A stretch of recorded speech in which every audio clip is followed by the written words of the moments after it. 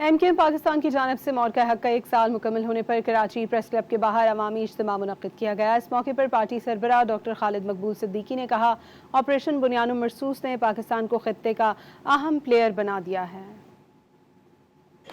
مارکہ حق میں بھارت کی عبرتناک شکست کو 1 سال مکمل ہونے پر ایم کیو ایم پاکستان کی جانب سے کراچی پریس کلب پر عوامی تقریب ہوئی۔ سربراہ ایم کیو ایم پاکستان ڈاکٹر خالد مقبول صدیقی کا اپنے خطاب میں کہنا تھا کہ افواج پاکستان اور فیلڈ مارشل کی قائدانہ صلاحیتوں سے پاکستان مارکہ حق میں سرخرو ہوا۔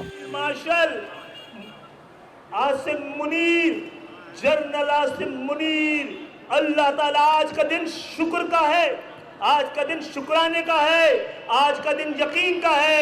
آئیے سب سے پہلے اللہ کے شکر ادا کرتے ہیں، پھر اب پاکستان کو آئے کراچی آج خراج تحسین پیش کرے۔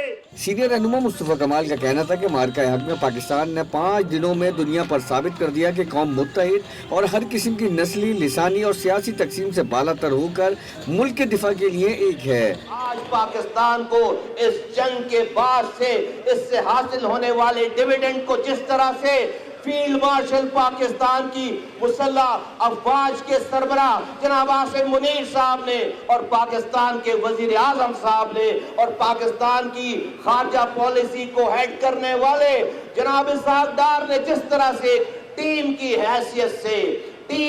حیثیت سے آج پاکستان کو حاصل ہونے والے اس کامیابی کو جس طرح سے انہوں نے کیپٹلائز کیا ہے، پاکستان کی تاریخ میں اس کی مثال نہیں ملتی۔ سینئر رہنما ڈاکٹر فاروق ستار کا کہنا تھا کہ مارکہ حق میں حق غالب آیا۔ پاکستان کی عسکری اور سیاسی قیادت کے مشترکہ ویژن نے اس مشن کو کامیاب بنایا۔ تقریب کے اختتام پر آتش بازی کا شاندار مظاہرہ بھی کیا گیا۔